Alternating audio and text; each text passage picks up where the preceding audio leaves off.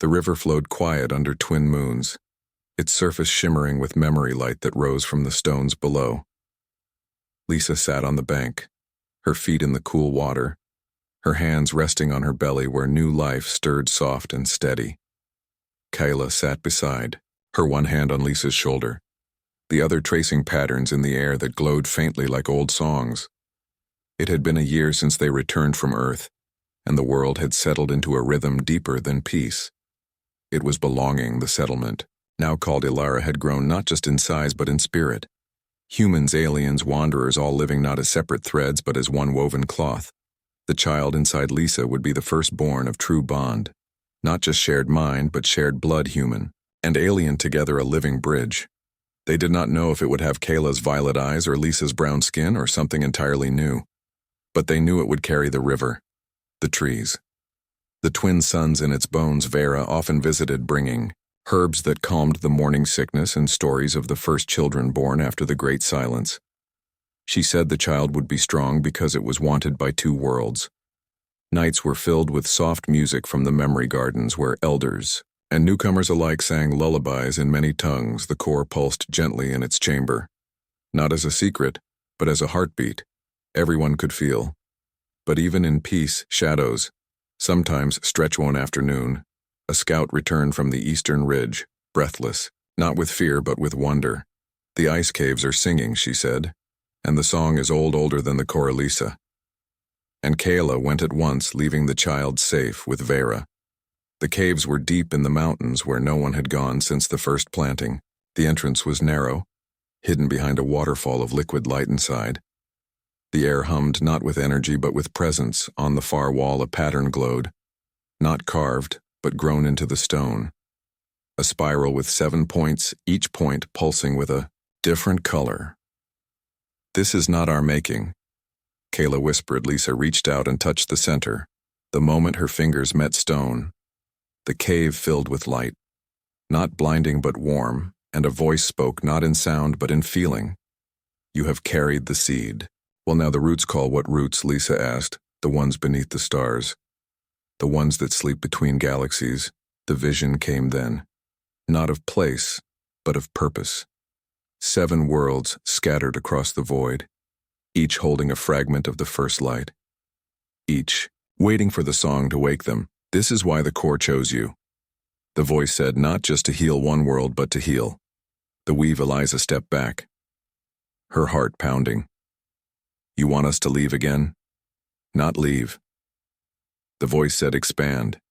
When they returned, they called a gathering, not just elders but children, farmers, builders, dreamers, all sat in the central grove under the oldest crystal tree. Lisa spoke plainly. "We were shown something bigger than us.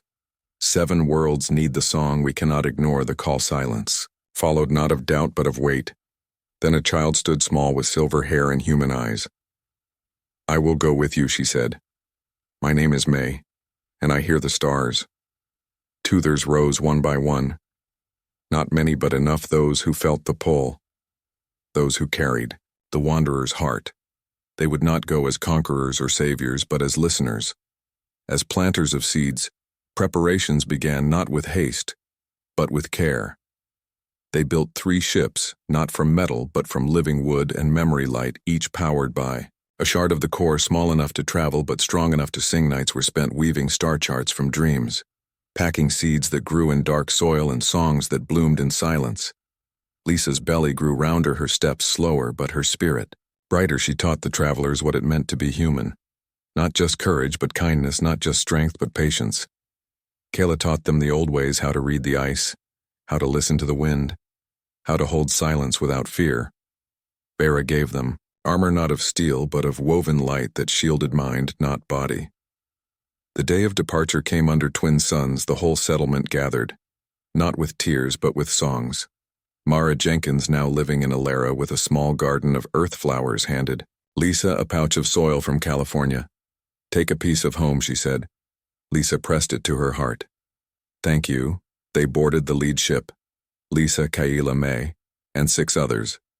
The engines hummed, not with noise but with harmony. As they rose, the core in the village pulsed bright in answer. The first world was not far, just beyond the asteroid belt that guarded their system.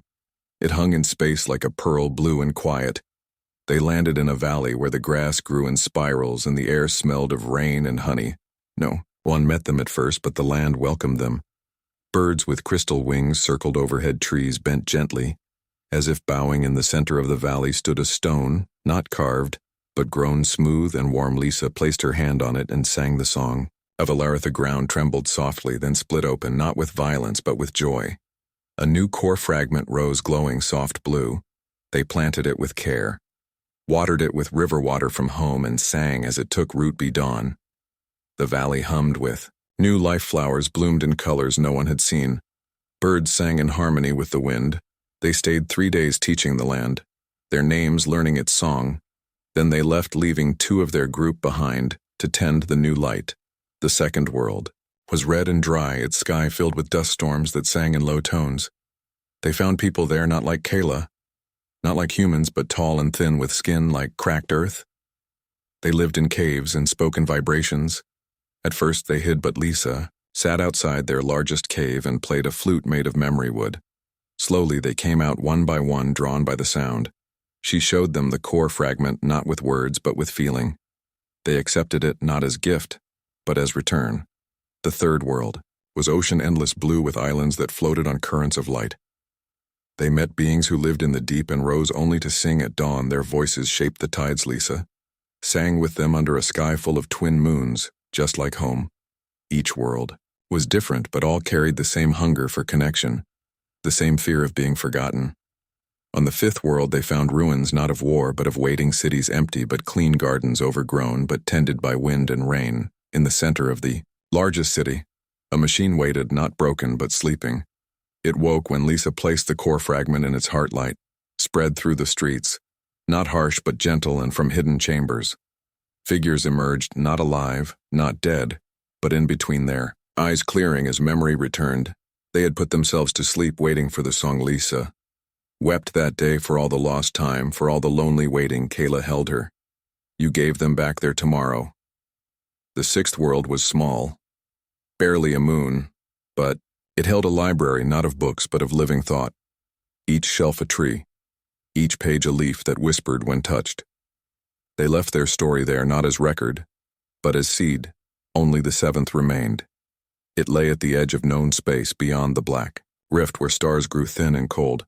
The journey took weeks, the ship humming softly, the travelers resting in shifts, Lisa's belly tight with the coming child. When they arrived, the world was dark. No light, no sound, no wind. They landed anyway. The surface was smooth like glass, cold underfoot. In the center stood a single pillar, black and featureless. Lisa approached alone, her breath fogging in the thin air. She placed her hands on the pillar and sang. Nothing happened. She sang again, louder, pouring all her hope, all her fear, all her love into the songs, till nothing. Kyla joined her, then May, then all the others, their voices weaving together. Human, alien, wanderer. One song. The pillar cracked. Light poured out, not from within but from everywhere. The sky, the ground, the air itself. The world was not empty. It was waiting for enough voices to wake it. By dawn, the seventh world bloomed. They planted the last fragment and watched as rivers formed mountains. Rose trees grew in spirals just like the first. Valea, as they prepared to leave, Lisa felt the first pains of labor. Not now, she whispered. Here, Kayla said gently. It is right. They made a nest of memory cloth under a new tree, its leaves glowing soft gold. The child came with the rising of twin suns, not of this world but of many eyes. Violet like Kayla's skin, warm brown like Lisa's hair. Silver at the temples like the first elders. They named her Eliara. Song of two worlds, on the journey home. The ship hummed with new life, the child sleeping. In Lisa's arms, the stars outside brighter than before. When they returned, the settlement gathered not just to welcome them, but to celebrate the weave made whole. That night, Lisa sat by the river, the child in her arms, Kayla beside her. With a soft murmur, she asked, Human, would you like to bond with? Melissa smiled and leaned into her. We never stopped. The twin suns rose over the valley, painting the crystal trees in soft gold and amber. Lisa stood at the edge of the new settlement, watching smoke curl from chimneys built of stone and memory wood. Children ran between houses, their laughter mixing, human words with alien hums. A language born of shared days and quiet nights. It had been 2 years since Mara Jenkins left, and still no word from Earth, no ships, no signals, only silence that felt less like absence and more like waiting. But other voices had answered the beacon the Corps had sent. 3 more ships had come since the first weary travelers, each carrying stories of loss and hope, each adding threads to the growing tapestry of their world. Now the settlement was no longer just a village but a home with schools where elders taught the old songs and human history, side by side with gardens, where Vera showed young ones how to read the soil's whispers. Lisa no longer wore her old uniform. She dressed in woven light cloth that shifted color with her mood, but she still kept her comms badge tucked in a pouch close to her heart, a reminder of where she began. Kayla walked up beside her bare feet, silent on the dewy grass. "You are thinking of Earth again," Lisa nodded a little, not with longing but with care. "What if they come not as friends? Then we show them what friendship looks like." Kayla said simply. They had prepared not for war, but for understanding hidden paths through the forest-shielded groves where the Corps' light could be dimmed if needed, but also open fields where visitors could land without fear. That afternoon a child came running from the western ridge, eyes wide not with fear this time but wonder, a light in the sky. She cried, "It dances." They followed her to the ridge and saw it, a ship unlike any before, small and smooth, shaped like a falling leaf. It hovered silently above the lake, its surface shimmering with colors that changed like the auroras. No weapons, no markings, just beauty. "It is not human. Not hunter, not ours," Kayla murmured. "Then whose is it?" Lisa asked. The child pointed as a figure stepped out. Not tall, not silver, not human, but something else, slender with skin like polished bronze and eyes that held the depth of deep oceans. It floated down on a beam of soft light and landed gently on the shore. Lisa stepped forward alone. Her hands open, the stranger bowed low, then spoke in a voice like water over stone. "We followed the song. You heard the beacon?" Lisa asked. "We felt it in our bones. It called to the lost parts of us." The stranger's name was Neri, and her people had been wanderers for generations. Their world swallowed by a black hole long ago. They carried their history in living tattoos that glowed when they spoke of home. They welcomed Neri not with questions but with food, with rest, with space to breathe. That night around a fire that burned blue and warm, Neri shared her story, and in return Lisa showed her the memory gardens, the core, the river under twin moons. "You have done what we thought impossible." Neri said, "You built a home from broken pieces. We had help." Lisa said, looking at Kayla, at Vera, at the children sleeping under the trees. Days passed, and Neri explored the settlement, learning their ways, teaching them. Hers, she showed them how to weave starlight into thread, how to sing to plants so they grew faster, how to read the future in the patterns of falling rain. In return, she asked only one thing: to stay. "You are welcome." Lisa said and meant it, but peace, like all living things, needs constant tending. One morning the core dimmed, not suddenly but slowly, like a tired heart. Kayla knelt before it, her hands trembling. "Something is wrong." They gathered the elders, Vera, Neri, all placing hands on the warm stone, trying to understand. "The core is not sick," Neri said after a long silence. "It is grieving." Grieving what? Lisa asked. "A loss it cannot name." That night Lisa dreamed of Earth, not the Earth she knew, but a shadow Earth, cities, dark oceans, still skies empty. Of birds she woke gasping. Kayla held her. "What did you see?" "Something is happening there, something bad." They checked the long-range sensors. Old human tech Mara had left behind, and found it a faint distress signal buried under layers of static, repeating the same 3 words over and over: "Help us, please." It was Earth. Lisa's hands shook. "We have to go back." Kayla did not argue. She knew Lisa's heart too well. They prepared a ship, not the old hunter vessel, but a new one grown from the world itself. Its hull living wood, its engine powered by core light. Neri offered to come. Her people knew the void better than any. Vera would stay to guard the home. 3 days later they launched under twin suns, the settlement shrinking below until it was just a glow in the green. The journey took weeks through quiet space, past dead moons and silent asteroids. They followed the signal, growing stronger, more desperate. When they reached the edge of the solar system, they saw it. Earth hung in the black like a Bruised fruit, its city's dark, its atmosphere. Then, what happened? Lisa whispered. A plague, Neri said, reading the energy traces, not of disease, but of silence. A weapon that steals voice, thought, memory. The hunters? Kayla said softly. They must have left. It behind in their war. They landed in what was once California, the air stale. The ground cracked, no birds, no wind, just silence. They moved through empty streets, past cars frozen in place, homes' open doors swaying gently. Then they found people not dead, but empty, sitting in chairs, standing in doorways, eyes open but blank. No fear, no pain, just nothing. Lisa knelt before a woman who looked like her old neighbor Maria. Her mouth moved, but no sound came.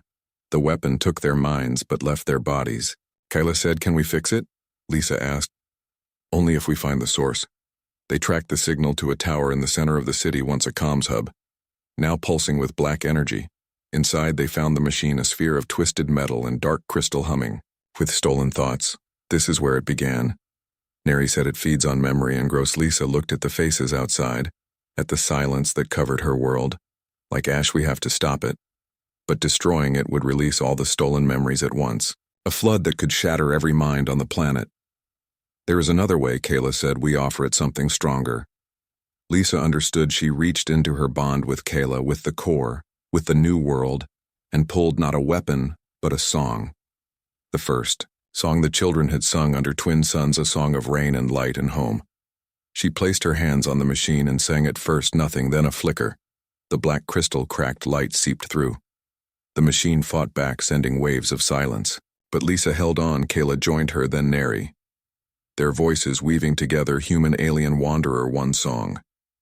The sphere shattered, not with a bang, but with a sigh-light poured out, not harsh but gentle, washing over the city like dawn. Outside people blinked, shook their heads, looked around confused, then tearful.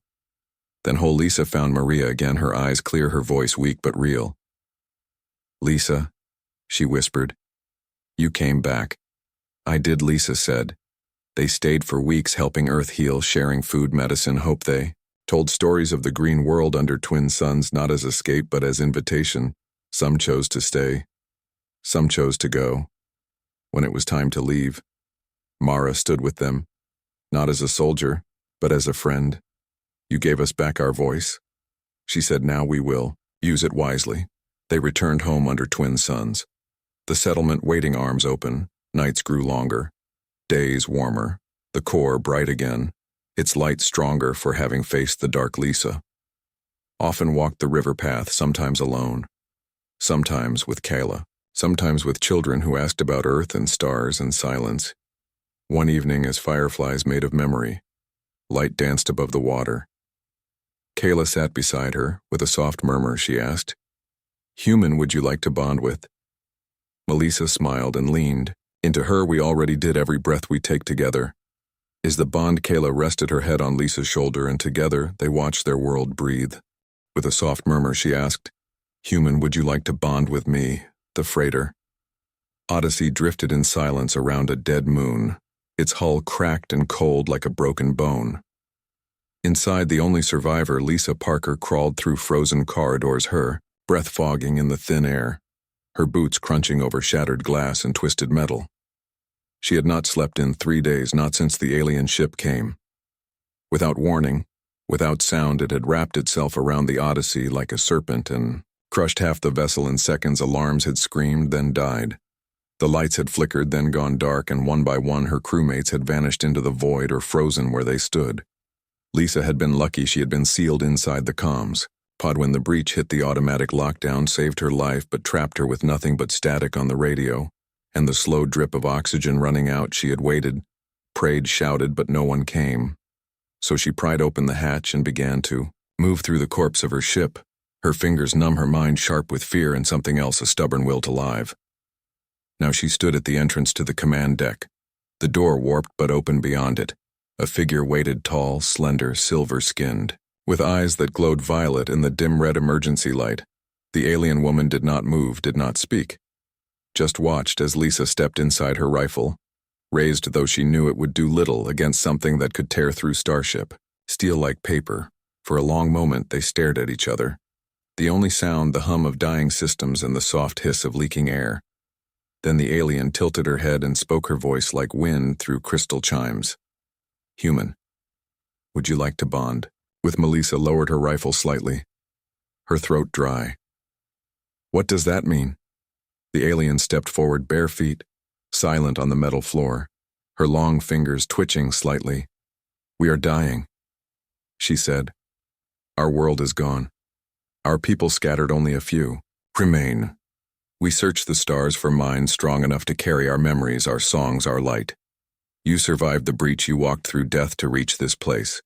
You are strong. Lisa glanced at the frozen faces of her captain and first officer, still strapped in their chairs, eyes wide with terror. She thought of Earth so far away, months of travel. Even if she could fix the ship, which she could not, she had no food, no water, no hope. Except this strange being standing before her, offering something she did not understand. What happens if I say yes? Lisa asked. We join, she said, not as one but as two, like twin stars sharing the same sky. You keep your will, your thoughts, your name, but you gain our knowledge, our strength, our history. We gain your courage, your fire, your human heart. Lisa swallowed hard. She had nothing left to lose. She nodded. Okay. The alien smiled, a small, sad curve of her lips, then placed both hands gently on Lisa's temples. Lisa closed her eyes and felt a warmth spread through her skull. Not pain, but pressure, like a door opening inside her mind. Images poured in, vast cities of crystal floating above oceans of light, forests that sang in harmony with the wind. Children laughing in a language made of feelings, not words. She saw their war-2 black ships rising from the void, devouring worlds, turning living minds into silent, empty shells. The alien woman's people had fought for generations, but in the end, they lost everything except this last hope. The bonding. Lisa gasped as the memories settled into her bones. She felt taller, stronger, her senses sharper. She could hear the faint buzz of the power core 3 decks below. She could smell the ozone, the blood, the cold metal, like a symphony of survival. What's your name? She asked, her voice steadier now. Kayla, the alien said. My name is Kayla. Lisa nodded. Kayla. I'm Lisa. They stood together in the ruined command deck, the silence thick with unspoken things. Then a new alarm blared through the ship, a signal. Flashing on the cracked view screen, another vessel approaching fast and armed. Kyla's expression hardened. They have found us, the hunters. Lisa felt fear rise, but also something new. A fierce protectiveness, not just for herself, but for Kyla, for their shared future. She moved to the console, her fingers flying over the controls with a confidence she had never known before. She rerouted power from life support to engines. She activated hidden thrusters. She sent a burst of static through the comms to mask their signature. How did you know how to do that? Kayla asked. Lisa smiled a little. It's not just me anymore, is it? The alien ship on the screen slowed, confused by the sudden burst of noise and movement. Lisa used the moment to steer the freighter into the shadow of the dead moon. Its surface pockmarked with ancient craters, perfect for hiding. They waited, breath held, as the hunter ship scanned the area, its weapons humming with deadly energy. But the freighter stayed dark cold, silent. After a few tense minutes, the hunter turned and vanished into the starfield. We're safe for now, Lisa said. For now, Kayla agreed. But they will return. Then we'll be ready, Lisa said, her voice firm. Kayla studied her for a long moment, then nodded. You are not just human anymore. You are more. Lisa looked down at her hands. They looked the same, but she felt different, alive in a way she never had before. She had lost everything but gained something stranger and stronger. What do we do next? She asked. Kayla walked to the viewport and pointed to a distant star barely visible through the dust clouds. There my people wait in hiding, a small colony on a frozen world. They do not know if any of us survived. If we can reach them, we can begin again. Lisa joined her side, the cold glass pressing against her forehead. She felt the weight of the journey ahead, months of travel through hostile space with little food, little fuel, and enemies hunting them. But she also felt a spark of purpose. I'll get us there, she said. Kayla placed a hand on her shoulder. Thank you, Lisa. They worked through the night, repairing what they could, scavenging parts from the dead ship. Lisa's hands moved with a strange grace, guided by Kayla's memories and her own. Stubborn will by dawn they had the engines humming at 30% power, enough to limp toward the outer rim as they prepared to leave. Lisa took one last look at the Odyssey, the ship that had been her home for 2 years. She whispered goodbye to her friends, then turned and walked with Kayla to the alien vessel docked silently to the freighter's side. The alien ship was small, sleek and alive. Its walls pulsed faintly with soft blue light as if breathing. Lisa ran her hand along the corridor and felt a gentle warmth in response. It knows you now. Kayla said it accepts you. Lisa nodded and followed her to the cockpit. The controls were unlike anything she had seen before. No buttons, no screens. Just smooth surfaces that responded to thought. And touch. She sat in the pilot's seat and closed her eyes. Show me the way, she whispered. The ship answered not with words, but with feeling, a path unfolding in her mind. A river of stars leading to a cold blue world wrapped in ice and silence. They launched without sound, the freighter shrinking behind them until it was just another piece of space junk lost among the stars. Days turned into weeks. They rationed food, shared stories.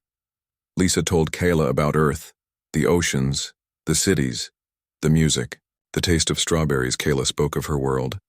The singing trees, the sky that changed color with the mood of the people. The way they celebrated the birth of a new idea like a festival. They grew closer, not just bonded, but friends, allies maybe. Something more, though.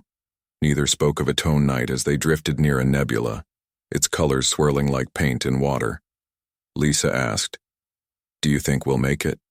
Kayla looked at her, violet eyes reflecting the nebula's glow. "I believe in you," Lisa smiled and reached for her hand. Their fingers intertwined, human and alien, warm and alive. Then the alarm sounded again. Not again, Lisa groaned, on the view screen. 3 hunter ships appeared from behind an asteroid, their black hulls bristling with weapons. "They have tracked us," Kayla said. Her voice tight. Lisa's heart pounded, but she did not panic. She felt Kayla's calm flow into her like a steady current. She studied the screen. The hunters were fast but predictable. They moved in formation. "Like wolves, we can't outrun them," she said. "But maybe we don't have to." She turned the ship toward the nebula, its gases thick and electric, charged with energy that scrambled sensors. "What are you doing?" Kayla asked. "Trusting you," Lisa said. "And trusting this ship." She plunged into the nebula. The hunters close behind the ship shuddered as energy crackled around them. But Lisa held course, weaving through the densest parts, using the chaos to hide their trail. One hunter fired a plasma bolt. It missed and struck a gas pocket. The explosion lit up the nebula like a sun for a moment, blinding the others. Now, Lisa said, she activated the ship's last reserve power and shot forward into a tunnel of ionized gas. The hunters tried to follow, but their larger ships could not fit. They collided and exploded in a flash of fire. Silence returned. Lisa let out a breath she didn't know she was holding. "We did it." Kayla squeezed her hand. "You did it." Weeks later, they reached the frozen world, its surface white and endless under a pale sun. The colony was hidden beneath the ice, a network of tunnels warmed by geothermal vents. As they landed, a group of aliens emerged, their silver skin dull with age and sorrow. But their eyes lit up when they saw Kayla. "You live," one of them whispered. "We live," Kayla said, "and we bring hope." She stepped aside to reveal Lisa. The aliens stared at the human, their expressions unreadable. Then one stepped forward, an elder with eyes like old stars. "Who is this?" "This is Lisa," Kayla said. "She is bonded to me. She is one of us now." The elder studied Lisa for a long moment, then nodded. "Welcome." Sister Lisa felt tears in her eyes. She had expected fear, suspicion, maybe even rejection. But not this, not family. The new world breathed with a quiet rhythm, its twin suns casting long golden shadows over valleys where crystal trees hummed in the wind. Lisa walked barefoot through soft grass that glowed faintly under her steps. Beside her, Kayla moved with the grace of someone finally home, their hands often brushing, not by accident but by need. Months had passed since they planted the core, and already the land changed. Rivers ran clearer. The air tasted sweeter, and at night the sky shimmered with auroras. Shaped like old songs, the hunters once called enemies now helped build shelters. taught children how to read the stars, and tended the memory gardens, where thoughts took root and bloomed as light flowers.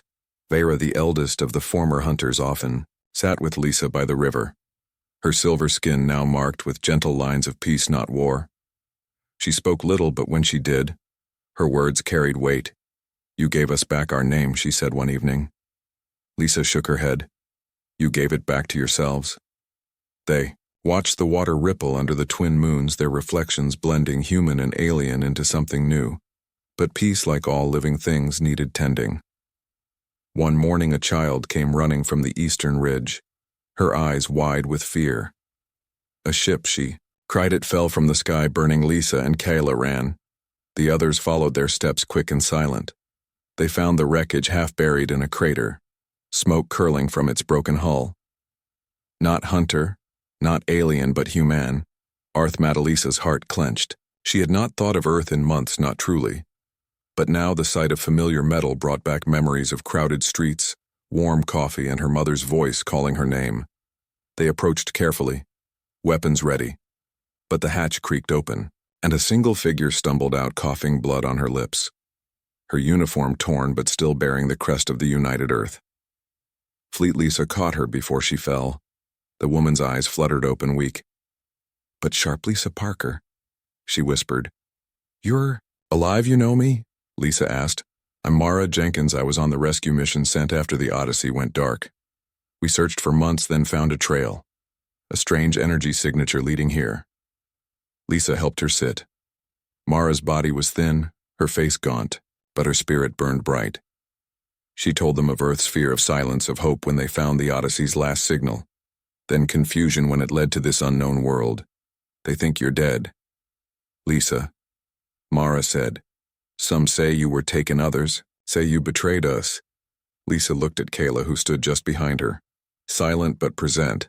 "I didn't betray anyone," she said. "I chose to live." Mara studied her, then nodded. "I see that now."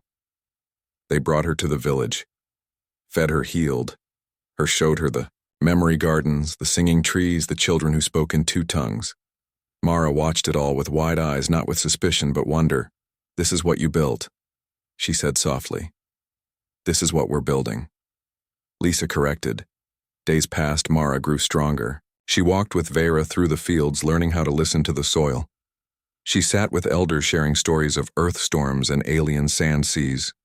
She even laughed once, a real laugh that startled everyone, including herself. "But duty called. I have to report back," Mara said one night under the auroras. "They need to know you're alive. They need to know this place exists." Lisa knew what that meant. Earth would come not with rescue ships, but with scouts, then scientists, then soldiers. They would see the crystal trees and think of weapons, the memory core and think of control. They would not understand. You can't tell them everything, Lisa said. Mara looked hurt, then thoughtful. "I won't lie, but I can't hide you either." Kayla stepped forward. "Then speak truth, but not all of it. Tell them. Lisa lives. Tell them she found allies. Tell them this world is fragile and sacred. Do not say where it is not." "Yet," Mara studied her violet eyes, then nodded. "I can do that." They prepared a small shuttle for her, loaded with water, food, and a single memory stone that held only images of sky and river. No secrets, no core, no names. Before she left, Mara hugged Lisa tight. "Thank you for showing me hope isn't lost. You carry it now," Lisa whispered. Mara launched into the twin suns, her ship a silver speck against the blue. Then gone, silence returned, but it felt different, heavier. "They know now," Kayla said. "Yes," Lisa replied. "But maybe knowing is not the same as coming." Weeks turned and nothing came. No signals, no ships, only the wind and the river and the slow growth of their world. Then one night the core pulsed, not with light but with warning. "Something is coming." Kayla said, her voice tight, "Not from space, from below." They gathered at the central grove, the ground trembling faintly like a heartbeat out of rhythm. Vera knelt and pressed her palm to the soil, her face pale. "The old ones are waking." Lisa frowned. "What old ones?" "Before our war," Kayla explained, "our ancestors built guardians deep in the planet's crust to protect the heart of the world. If they sense threat, they rise. But we're not a threat," Lisa said. "They do not know that." The ground split, Then, not violently but with purpose, a shape emerged, tall and smooth, made of black stone and living metal. Its eyes glowed red. Its limbs moved with ancient precision. It scanned the village, then locked onto the core. It seized the core as stolen. Kaela whispered. The Guardian stepped forward, the earth cracking under its weight. Children cried. Elders raised their hands in peace, but the Guardian did not stop. Lisa stepped in front of it, human, small, fragile, but unafraid. We are not thieves, she said. We are caretakers. The Guardian paused, its red eyes flickering. It understands thought, not words. Kaela said, share. With it, Lisa closed her eyes and reached out. Not with her hands, but with her mind, she showed the Guardian the planting of the core. The first bloom, the children's laughter, the songs under twin suns. She showed it Mara's tears, Vera's healing, the river at dawn. The Guardian stood still, then slowly its red eyes softened to blue. It bowed its great head and sank back into the earth. The ground sealed behind it as if it had never been. Lisa exhaled, her legs weak with relief. It accepted us, Kaela said, awe in her voice, because we proved we belong. Lisa replied. After that, the village changed again, not in structure but in spirit. They knew they were not just survivors, but stewards of something older and greater than themselves. They built a new chamber around the core, not to hide it, but to honor it. Walls lined with earth songs and human poems, light woven with shadow memory. With hope, Elisa often sat there alone, sometimes with Kaela, sometimes with Vera, or the children. They did not speak. Much in that place, words were too small. One evening, as the twin suns set, painting the sky in violet and gold, Lisa felt a strange pull, not fear, not warning, but invitation. She followed it to the northern ridge where the first crystal tree had grown. It now stood tall, its branches heavy with glowing fruit. Its base, a new bloom, opened wider than any before. Inside pulsed a soft light, shaped like a doorway. What is this? Kaela asked, appearing beside her. A gift, Lisa said, or a test. She reached out and touched the light. It did not burn. It welcomed without fear. She stepped through. The world shifted, not in place but in time. She stood on a plain under a single sun, the air thick with the scent of rain and iron around her. Figures moved, not solid, but like echoes of memory, some human, some alien, some neither. A voice spoke, not in sound but in feeling. You have carried the light. Well, who are you? Lisa asked. We are those who came before, who chose to trust the future to others. Like you. Why me? Because you chose to bond, not to conquer, because you wept for enemies and planted hope in broken ground. The vision faded and she stood again under twin suns. Kaela holding her arm. You were gone, only a breath, she said. But your eyes held centuries. Lisa smiled. I saw them, the first ones. They said we're doing it right. Kaela squeezed her hand. Then we keep going. Seasons turned, the village grew into a town. Paths became roads, memory gardens, spread into forests. Children born of human and alien blood played under trees that sang in harmony. Lisa no longer thought of herself as just human or just bonded. She was simply Lisa, part of the whole, like the river, part of the rain. One day, a signal came, not from Earth but from deep space, faint but clear. A repeating pattern, 3 pulses, then silence, then 3 again. The old hunter code for peace. Vera wept when she heard it. Others are out there, she whispered, scattered but alive. They answered not with words but with a pulse of the core, a beacon of light and song sent into the void. We are here, they said. We are safe. You are welcome. Weeks later, a small ship appeared on the horizon. Not black, not armed, just silver and weary. It landed gently at the edge of the field. Figures emerged, thin, tired, but hopeful. They were met, not with weapons, but with open hands, with water, with bread.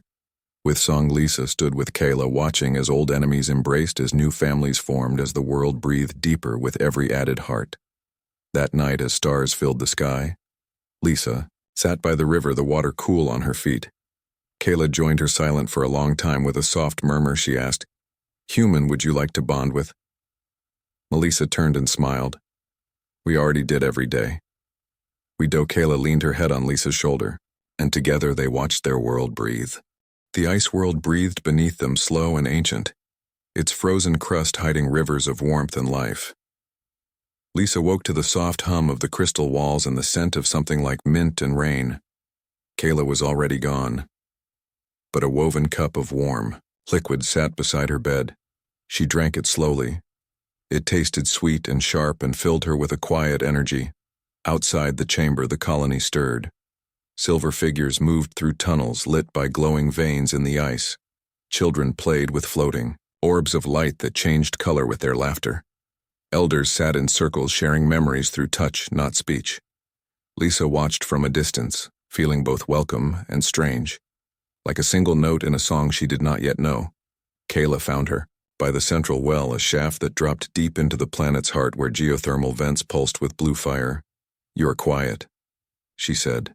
Lisa shrugged. "I don't know how to be here. I'm not one of you." "Not really. You are." Kayla said gently. "The bond is real." The elders felt it. "They see your heart." Lisa looked down at her hands, still human, still soft, but now threaded with something deeper. A sense of connection to the crystals, the air, the very ice around her. She could feel the colonies pulse like a second heartbeat. "They want me to teach them about Earth," she said, "about being human, Yaz." Kayla said, "And we will teach you about us together." We rebuild that day. Lisa stood before a group of young aliens in a wide chamber lined with memory stones. She took a deep breath and began to speak. Not with words at first, but with feeling. She showed them the ocean, the crash of waves, the salt on skin. She showed them laughter in a crowded room, music in a dark street, rain on a summer afternoon. Children tilted their heads, their eyes wide. Then one reached out and touched her arm, and in that touch Lisa felt their wonder, their hunger for something lost, something new. "You carry so much color," the child whispered. Lisa smiled.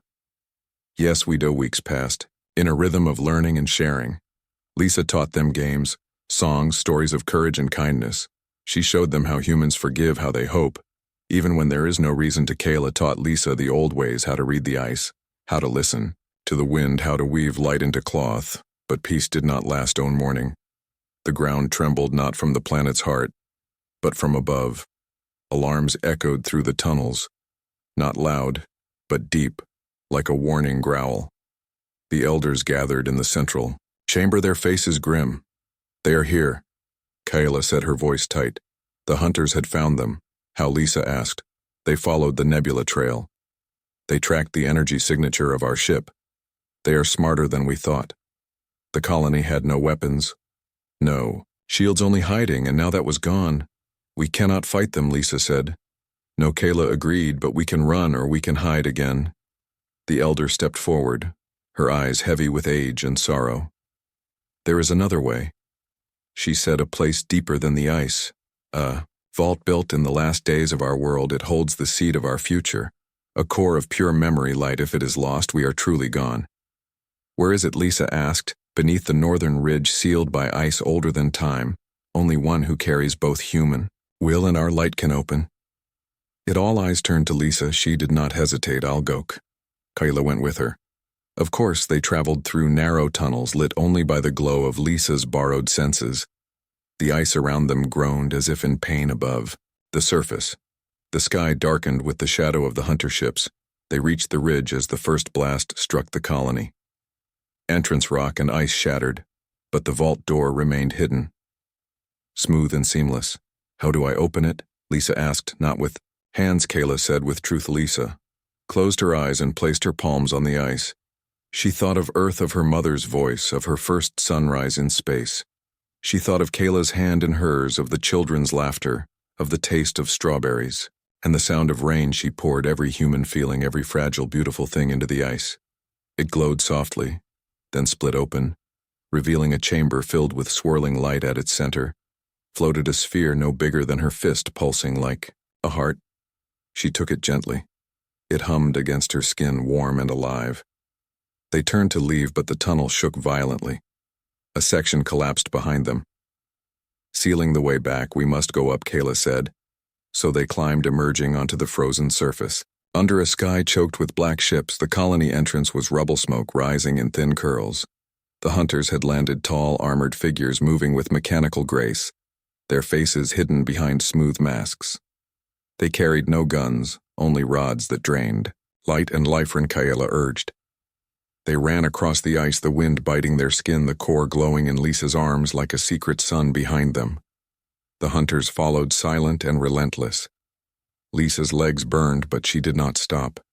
She thought of the children, the elders, the songs she had shared. She would not let it end here. Ahead, a crack in the ice yawned wide and dark. There, Lisa said. They slid down into the darkness, the ice closing above them like a lid. The hunters stopped at the edge. Unable or unwilling to follow in the silence below, Lisa held the core close, its light reflecting in Kayla's violet eyes. What now? She whispered. Now we wait, Kayla said. They cannot stay forever. But days passed and the hunters did not leave.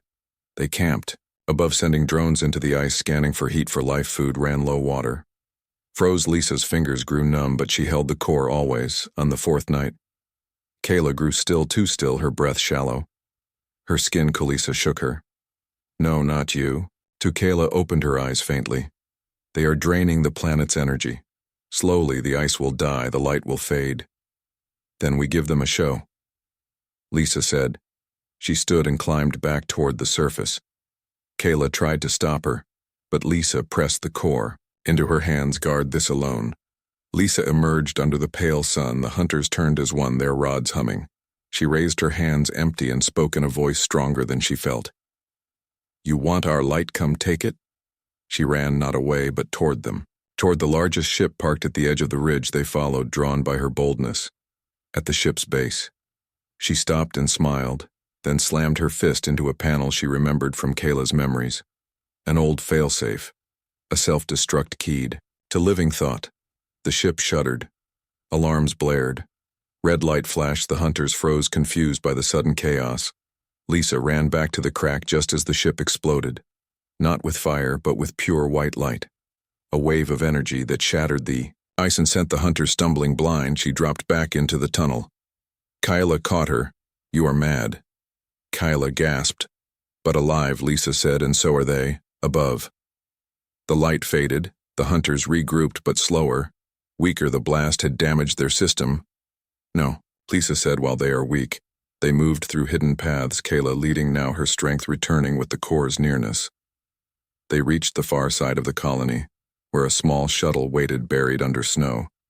The elders had prepared it, just in case. They boarded and launched the shuttle, old and slow but quiet. It rose into the sky. The hunters spotted them, but their weapons misfired. Their systems, still glitching from the blast, Lisa steered toward the edge of the system, toward a cluster of asteroids known for magnetic storms, perfect for hiding, as they left the ice world behind. Lisa looked back one last time at the place that had given her peace and purpose. We will return, she said. Kayla nodded. When it is safe.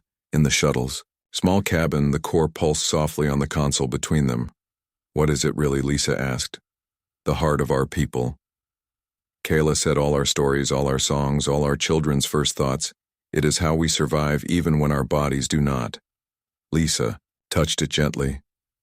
Then it is precious, more than you know. They drifted among the asteroids, cloaked by rock and storm, for weeks. They listened to the core, not with ears but with mind. It sang to them in dreams, in flashes of color and sound. Lisa saw cities reborn, forests regrown, children learning earth songs alongside alien lullabies. She also saw the hunters' origin, not monsters but survivors of another war, twisted by loss into destroyers of memory. They fear what they cannot control. Kayla said, maybe they can be saved too. Lisa said. Kayla looked at her with wonder. You still believe in mercy after all this? Lisa smiled. It's what makes us human. One night, as the shuttle hummed softly, Lisa asked, what happens when we find a new home we plant? The core, Kayla said, in soil or ice or stone. It will grow a new world, not like the old, but better shaped by both our peoples. Lisa imagined it, a world with oceans and singing trees, with laughter in two languages, with hands both silver and brown, reaching for the same stars. I'd like to see that, she said. You will, Kayla promised, but the hunters were not done. A signal broke through the static. Not a threat, but a plea. A single ship, broadcasting on an open frequency, damaged, drifting its message, repeating over and over. We surrender, we are broken. Help us, Lisa and Kyla exchanged glances. It could be a trap, Lisa said, or a chance. Kyla replied. They approached slowly, shields up, weapons ready. But the ship was dead. Its hull scarred, its lights out, only the faint pulse of life signs inside. They docked and entered, finding 3 hunters curled in the dim cabin. Their armor cracked, their masks removed, revealing faces not so different from Kayla's, but worn with pain and exhaustion. One looked, up, eyes dull. We tried to destroy you because we lost everything. We thought if we erased all memory, the pain would stop. Lisa knelt beside her. You don't have to destroy to hell.